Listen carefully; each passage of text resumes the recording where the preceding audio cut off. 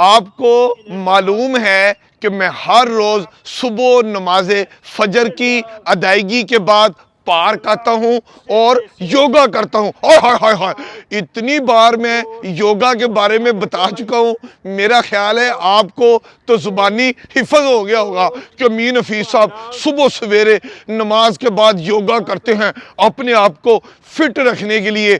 और यहाँ पर पार्क में योगा करने वाले योगा करने के साथ साथ अपने आप को जिस्मानी तौर पर फिट रखने के साथ साथ ज़हनी तौर पर फिट रखने के साथ साथ यहाँ पर हमारे एक दोस्त लियाकत भट्ट साहब हैं जो प्रोफेशनली वकील हैं। वो यहाँ पर कुरान पाक की तालीम देते हैं। यहाँ पर कोई दरसो कुरान पाक का सिस्टम नहीं होता, लेकिन वो रोज़ाना 1 या 2 आयत जो है वो यहाँ पर लिखते हैं और उसका जो उर्दू तर्जमा और अंग्रेज़ी तर्जमा है आयत का वो बताते हैं। मतलब ये कि योगा करने के साथ साथ कुरान पाक की मुख्तसर तालीम भी होती है।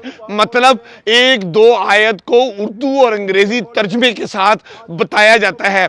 मेरी राय में हम जब कुरान पाक पढ़ते हैं, हमें कुरान पाक पढ़ने के साथ साथ उसको समझना भी चाहिए। अगर हम अपनी लोकल ज़ुबान में उसका तर्जमा सुन लें और उसकी तफसीर भी सुन लें तो यकीनन हम कुरान पाक में अल्लाह रब्बुल इज़्ज़त ने हमारे लिए जो पैगाम छोड़ा है हम उस पर अमल भी कर सकते हैं।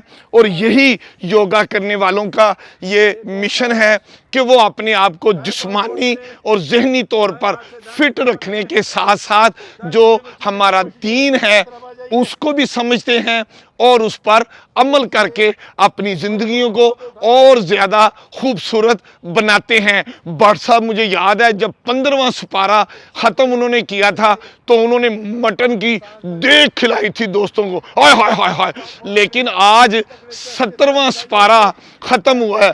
हम भट्ट साहब से पूछते हैं कि उन्होंने 15वें सिपारे पर लोगों को मटन की देग खिलाई थी, 17वें सिपारे पर लोहरी नाश्ता, आय हाय हाय हाय, सिरी पाए, खद, लस्सी, पराठे, क्या कुछ होगा। भट्ट साहब वैसे भी आप भट्ट हैं। अच्छा जी, ये पिछले जैसे कि अमीन हफीज़ साहब फरमा रहे हैं कि लास्ट टाइम 15वें सिपारे ख़त्म होने पर मटन खिलाया गया था, लेकिन इस दफ़ा जो है वो चूँकि मटन आसमान से बातें कर रहा है लिहाजा उसकी बजाय कटन होगा। तो कटन के साथ जो नहीं मटन भट्ट साहब इतना महंगा भी नहीं है, 2000-2400 रुपये किलो है। जिस होटल में आपने जाना है वहाँ मटन जो है वो प्रोहिबिटेड है, वहाँ अच्छा। नहीं है।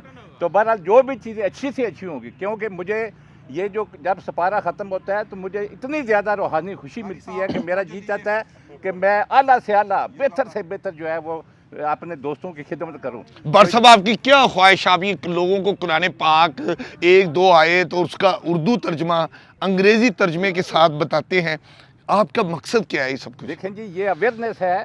कुरान जो है सिंपल पढ़ने से कुछ चीज़ हासिल नहीं होती जब तक उसकी उर्दू तर्जमा तफसीर के और कुरान क्या कह रहा है उस पर अमल तब भी हो सकता है जब आप कुरान की रूह को समझें।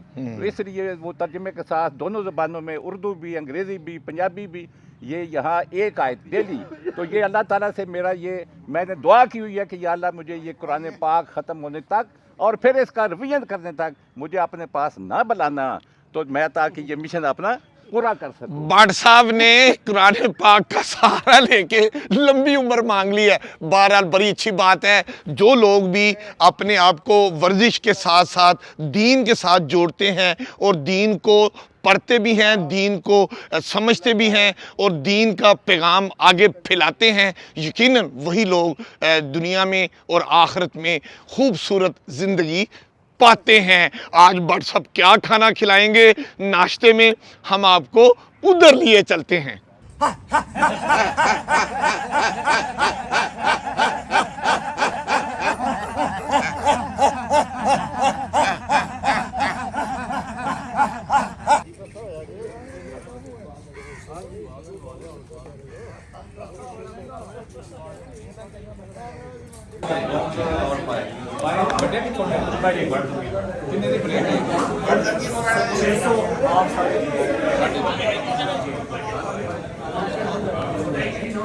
पार्क में योगा और उसके बाद कुरान पाक की तालीम हासिल करने के बाद अब हम आ गए हैं होटल में। हाय हाय हाय, भट्ट साहब ने ऑर्डर दे दिया है। क्या ऑर्डर दिया है भट्ट साहब से पूछते हैं जी। भट्ट अच्छा जी, मैंने ये शेफ़ से पूछा है कि क्या क्या पका है।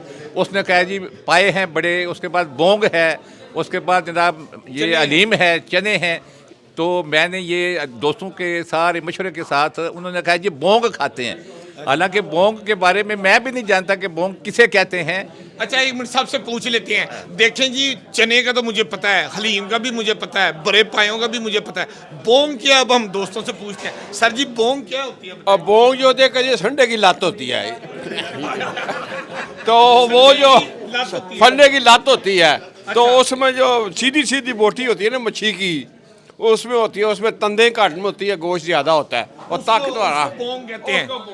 अच्छा जी, ये लात होती है। मेरा ख्याल है जैसे मुर्गे की टांग होती है ना, जिसको लेग पीस कहते हैं, ये कोई उसकी बात हो रही है। इकबाल साहब आप बताएं, ये जो बोंग होती है क्या होती है? ये टांग होती है जिसके ऊपर मछली की बोटी होती है और वो मसन्ना दांतों में नहीं फंसती। ये क्या बोंग की डेफिनेशन बता रहे हैं? टांग होती है, उसके ऊपर मछली होती है, उसके ऊपर मुर्गी होती है और उसके ऊपर जो है ना कट्टा होता है। ये क्या, मुझे बात की समझ नहीं आई। अफजल साहब आप बताइए बोंग क्या होती है? ऑर्डर दिया भट्ट साहब ने। ये कहने बच्चे दी टांग उसे बहुत मछली चढ़ी होती है, वो चढ़ी मछली। फिर मुझे कंफ्यूज कर दिया है। संडे की टांग होती है, टांग के ऊपर मछली चढ़ी होती है, उसके ऊपर मुर्गा चढ़ा होता है, उसके ऊपर ये क्या? नहीं आप बताएं जी, ये पोंग क्या होती है? ये गोल बोटी होती है और गोल बोटी को जो मछली कहलाती है, वो असल मछली नहीं होती। ये बात को मुझे समझ आई है। अच्छा, गोल बोटी को मछली कहते हैं, मछली को उसकी बॉडी को कहते हैं गोल बोटी, उसको बोंग कहते हैं। अब मुझे समझ आ गई है। भट्ट साहब जरा सुने आप सारे लोग, मुझे बोंग की ये समझ आई है कि एक कट्टा होता है, यानी कि भैंस हो गाय हो, उसका जो लेग पीस होता है, उस लेग पीस में जो कहते हैं ना मछली होती है, ये होती है। ये मछली का मतलब फिश नहीं है, ये जो पट के साथ ये वाला हिस्सा होता है ना, इसकी बोटी जो होती है, इसको बोंग कहते हैं। बोंग लाई जाए। अब बोंग क्या आती है, अब हम देखते हैं। भट्ट साहब आपने ऑर्डर दिया हुआ है, ये बोंग, ये चने, ये बड़े पाए, ये कब आएंगे? ये जनाब अभी एक सेकंड में आ जाते हैं। ये आगे हैं जनाब, और नाश्ता आ गया। अच्छा जी, ये बताएं, ये मिर्चें किसने ऑर्डर दी थी, ये जरा बताएं। ये उसने खुद डाल दी हैं, ये हमारे जख्मों पे नमक छिड़कने के लिए। ये मिर्चें भी आ गई हैं। अच्छा जी, मैंने बताया था कि भट्ट साहब ने हर एक की ख्वाहिश के मुताबिक ऑर्डर दिया है। क्या ऑर्डर दिया है?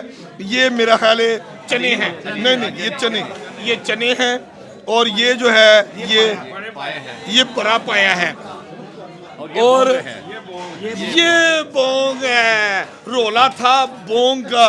बोंग क्या होती है ये देखें, इसको मेरे मुंह में हैं, मुझे दिखाए तो चखाएं। चखाओ। भट्ट साहब आप पार्टी निकले हैं ना, बहाने से आप पोटी खा रहे हैं।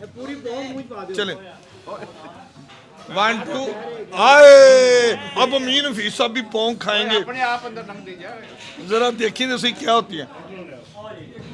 हाय हाय हाय, वाकई ये बहुत मजे की पोंग है और साथ तिलों वाला कुलचा भी।